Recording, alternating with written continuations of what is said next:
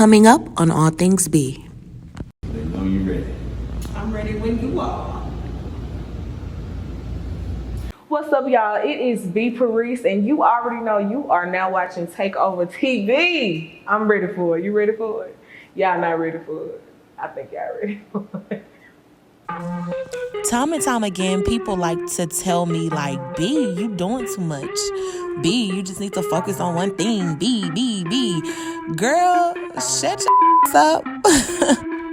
I literally do everything. I am a dance studio owner, singer-songwriter, actress, model, brand ambassador. Hell, I done been on the radio before. Like, you just can't miss me. And my life is crazy. And I cannot wait for you guys to see everything I got going on. Because literally anything that you want to do, you're going to be able to do that. And you're going to be able to do it well. And there's one simple reason. Because all things be. And that's on period. You ready or you ready? I'm ready. What you mean? Are you ready or you ready? It's my show. I'm always ready. Stay ready, ain't gotta get ready. There it is. That's it.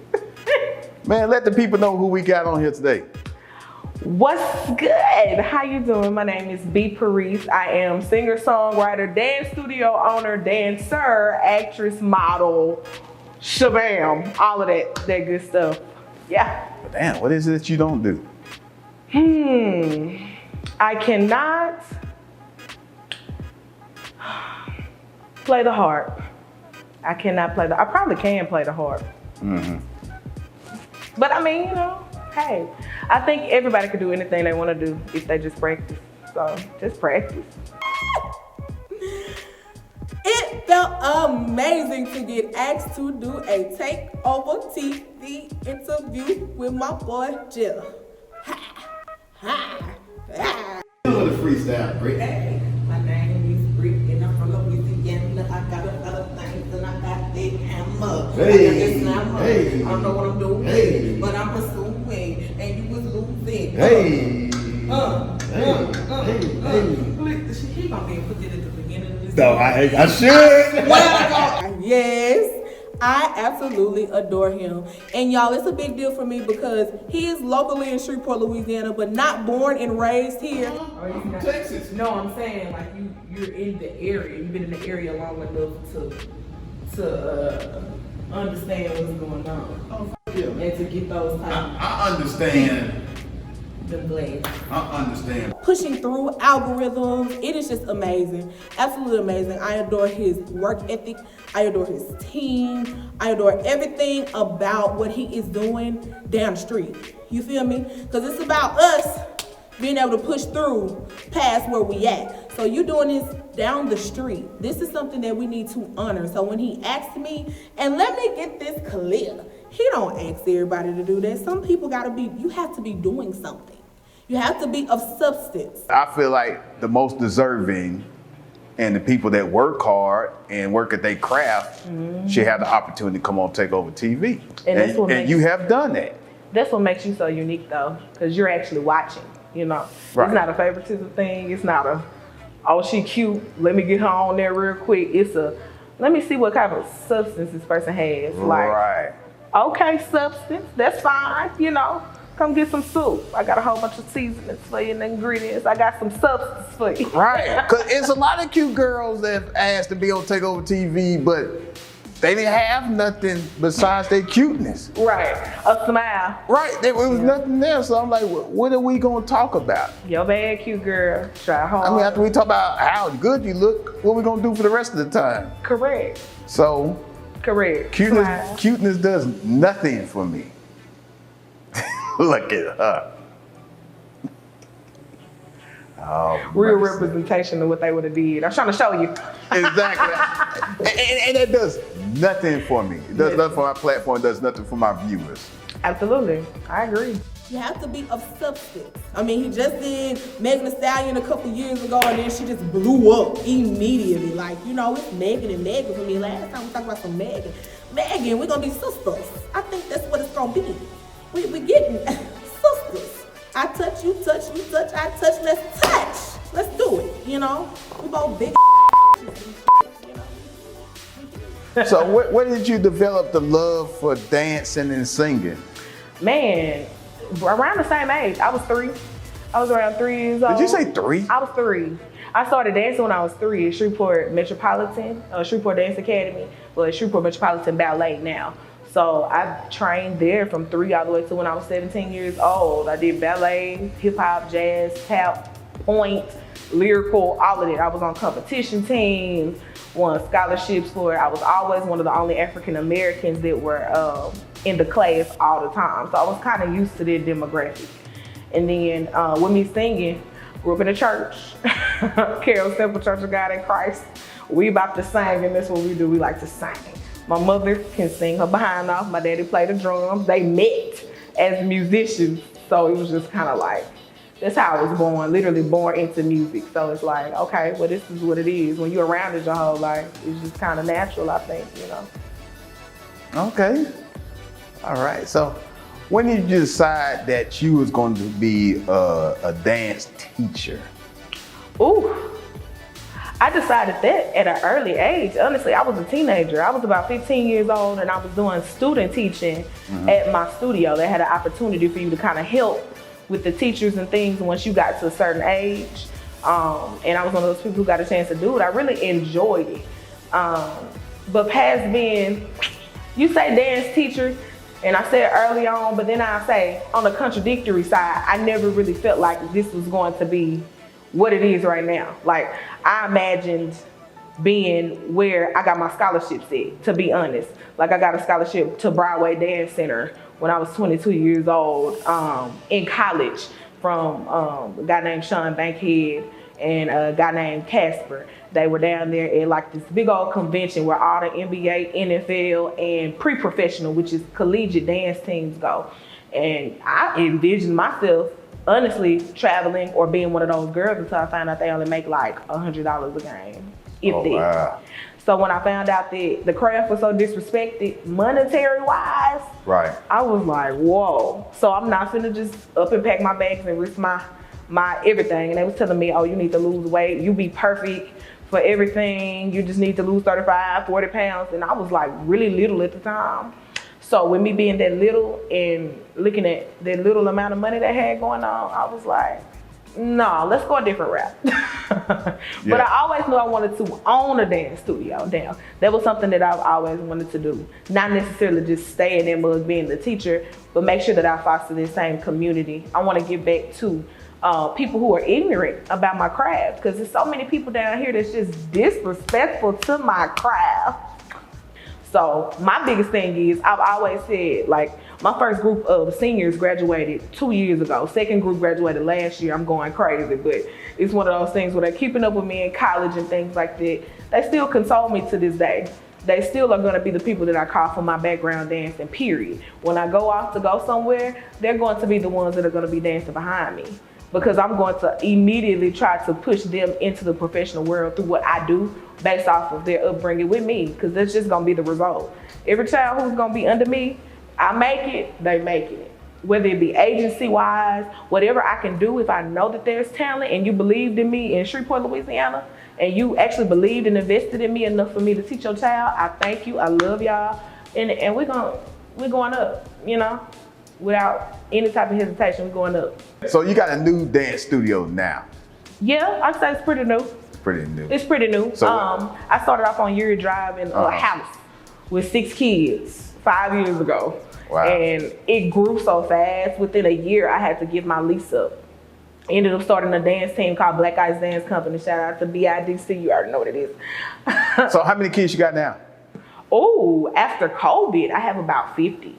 Oh, wow. Yeah. So you went from 6 to 50. Yeah. And probably could have more if it wasn't for COVID and all this stuff. Absolutely. I had 116 or so.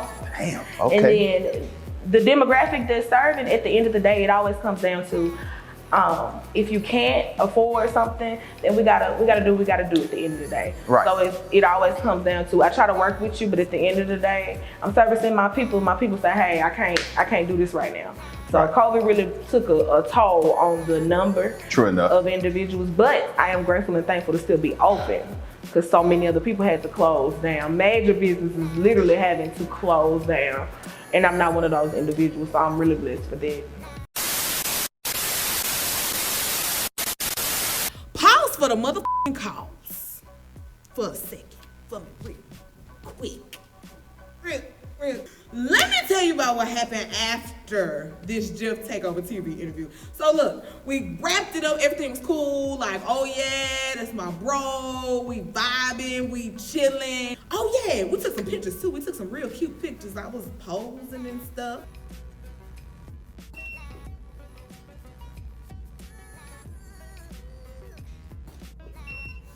Need the takeover look. I need to take over look. The takeover look. What's Shit, don't ask me. Yeah, what's the takeover look? I'm. Take over, man. look? I got it. It's done. Kick. And you know that come across. Tell me 1, 2, 3. Go and do the thing. Yeah. Takeover look. You know what? You gave me an idea. What do you? You gave me an idea. You coming in with me? No. Oh. He camera shy. He ain't coming in front of me. Right. Alright, 1, 2, 3. Here's your takeover look. Right there. Oh, see? Come on, with it. Say, wait a second. Yeah. There you go. Wait, shall be. 1, 2, 3. Oh, that's dope. 1, 2, It is. 3. By the way, gangsters gonna take this. I have my little belt on. I'm the motherfucking champ. Shit, you feel me? Yes. Take over TV. I'm gonna take home. Then after that, look, we finished the interview, and I get a phone call from Jeff a couple of weeks later, and he's like, "Hey, you have a really good personality. I want you to host this show."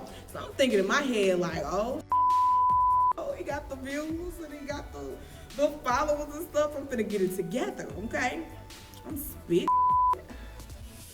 this shit. My bad, y'all. Let me tone it down. These lights show my spit.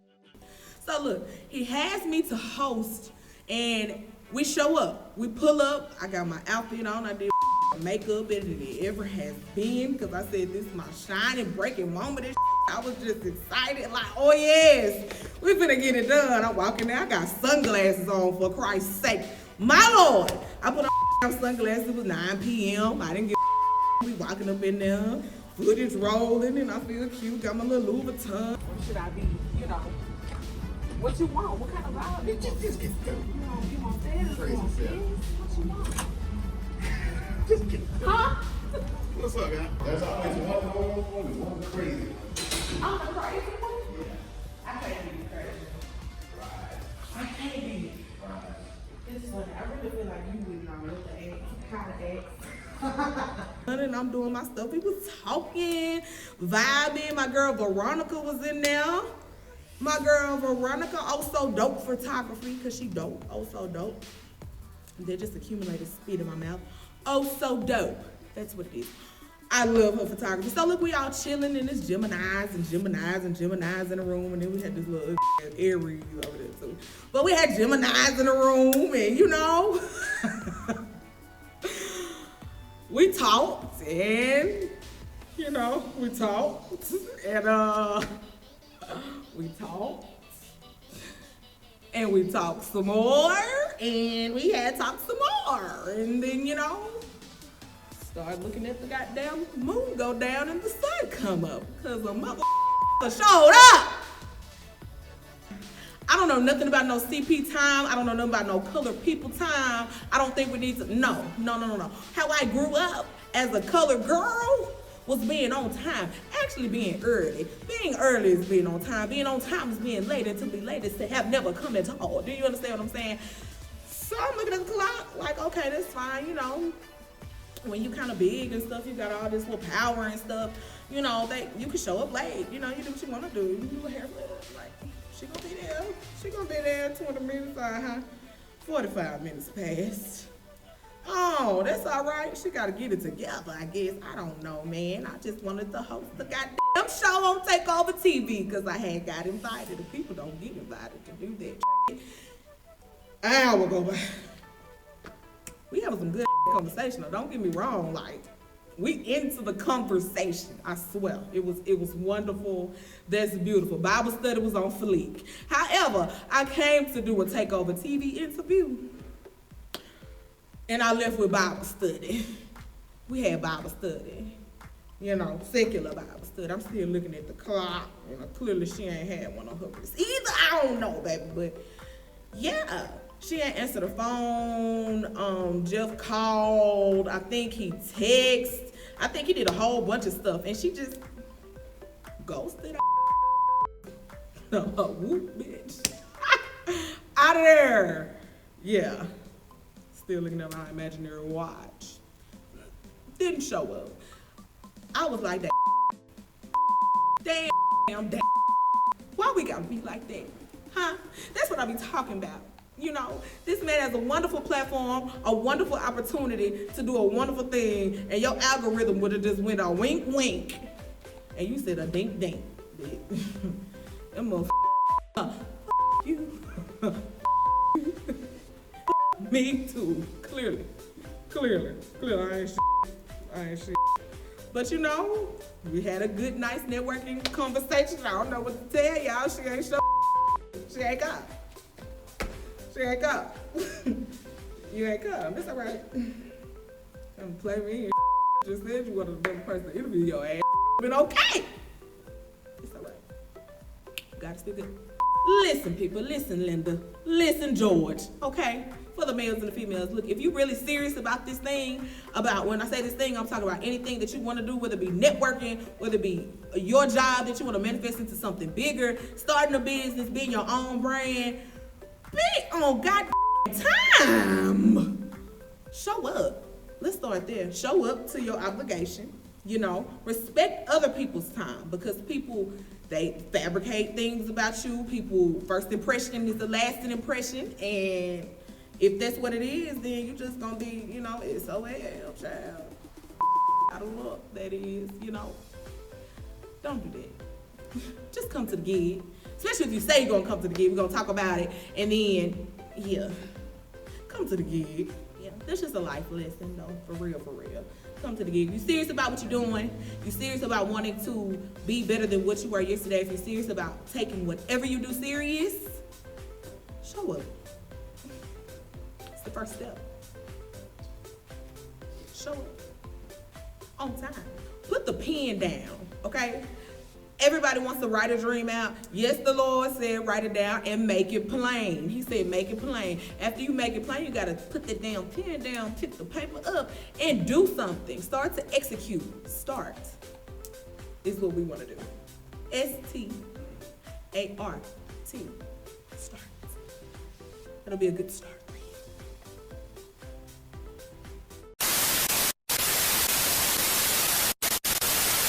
Interviews, I have been doing a lot of magazine things, which is kind of like interviews, but one that I want to highlight is Stardom 101 magazine. I was the cover of Stardom 101 magazine. They contacted me, told me I was really dope, and they specialize in trying to push forward the underdog, the independent artist, into the mainstream platform by giving as much exposure as possible. I appreciate people like that.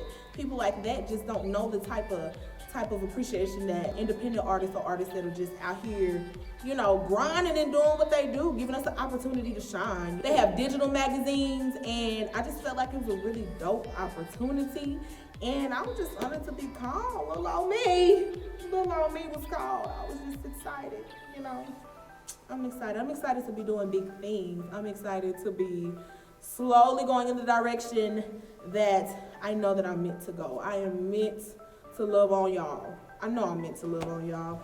Y'all are meant to love on me. We're meant to love on each other. Love. Definitely what I would like to do next, if I had to do anything, is for COVID to go away so we can have a shiny, sunny day.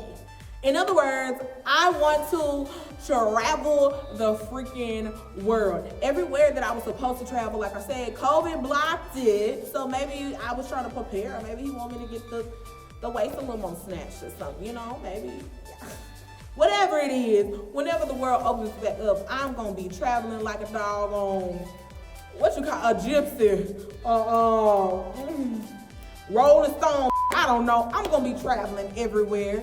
I just want to see the world, but I want to be productive in seeing the world. But by the time we open up, everything going to be signed, sealed, delivered. I'm yours. And I'll be able to give it to the world. So you know, me, LA, Atlanta, I'm coming for you.